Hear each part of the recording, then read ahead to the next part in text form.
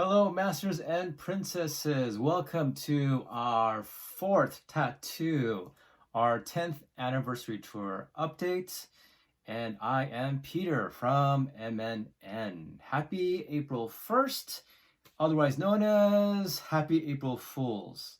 Now, unfortunately, I know a lot of us were expecting, hoping, wishing, wanting, but there was no Band-Maid, there was no Clupo, there was no First Blood Rambo, there was no Disney's Dumbo, there was no pasta and meatballs spaghettios. None of that happened this year. There's still a couple of hours before the day is over, but don't hold your breath because you may pass out and potentially die. So please stick around. There was, however, a performance today by Band-Maid, and it was at KNOTFEST Japan 2023.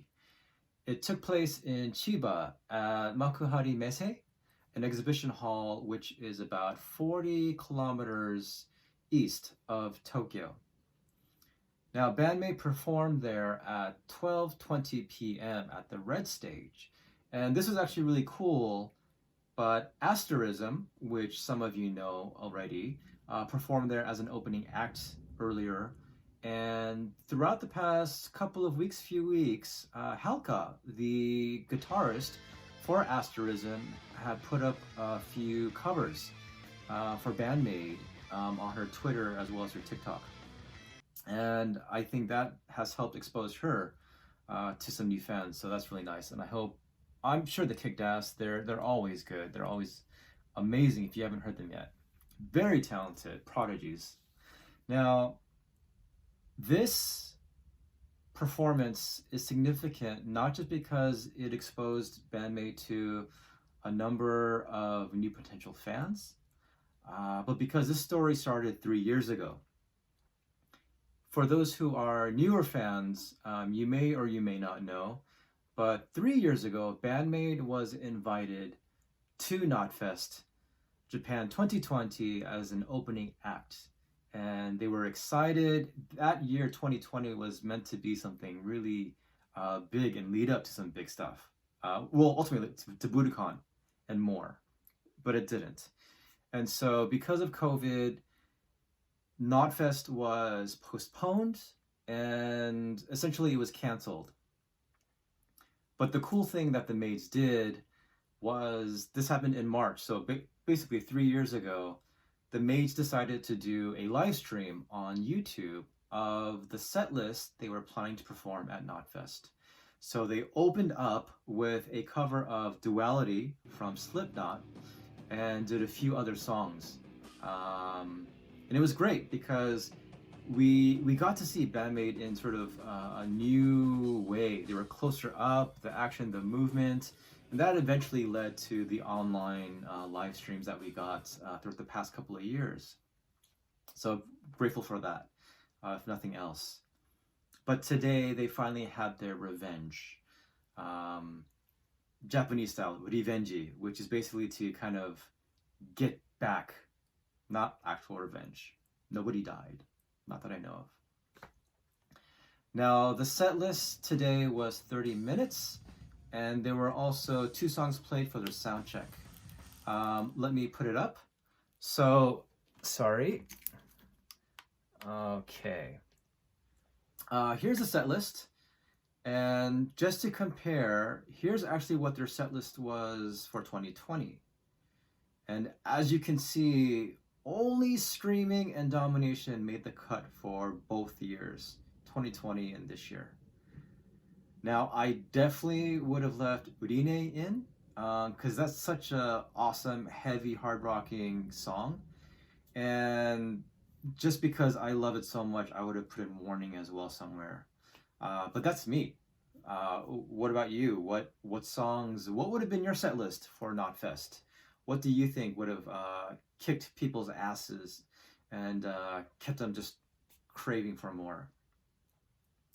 But based on Twitter, they were trending for a little bit as well, but they definitely acquired some new fans.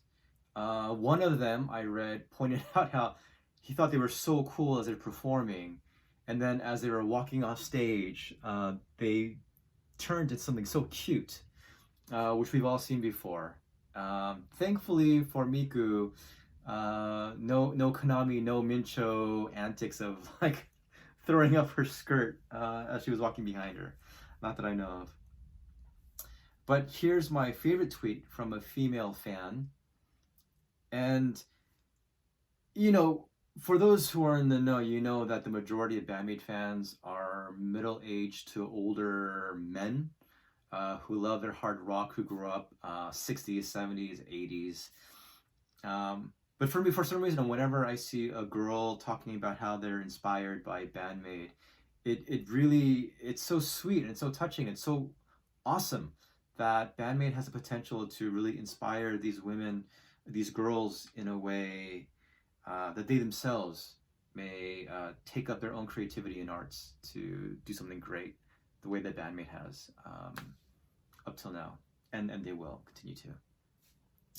And another cool thing, I kind of waited to post this update just because I wasn't sure what would come up throughout the day, but a cool photo did come up with the girls and with Sean Clown Crahan, however you say that.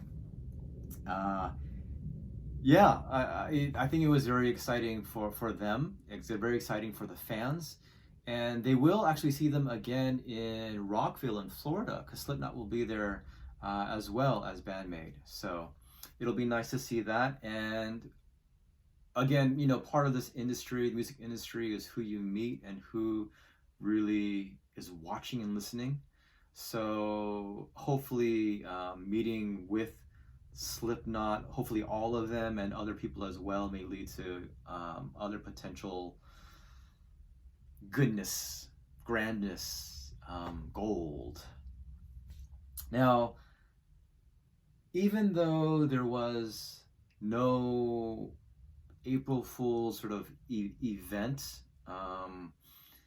the girls did drop the trailer for the Tokyo Garden Theater Blu-ray and DVD, and they also showed clips of the US tour documentary, which is clocked at 90 minutes. So it's really exciting because they're gonna, who knows exactly what they're gonna show, but we've already seen clips of the Dallas show with the Say towels, the Belasco LA with Misa and Akane wrapped up in the two banners.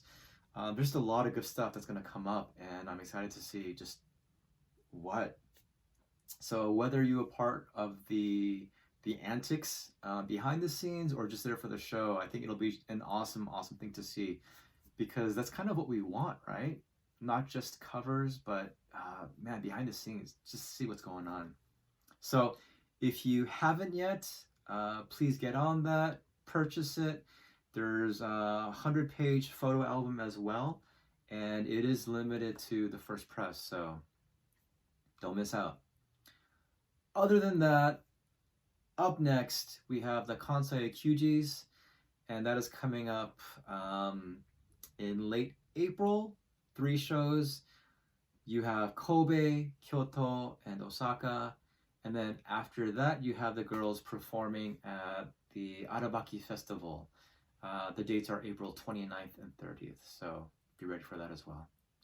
All right, everybody, that is it for number 4, your 4th tattoo. I hope you guys are well, and it is the weekend, so please rest up, enjoy, listen to Band-Maid, and have a good time doing what you're doing, guys. All right, thank you so much. This has been Peter, and bye-bye.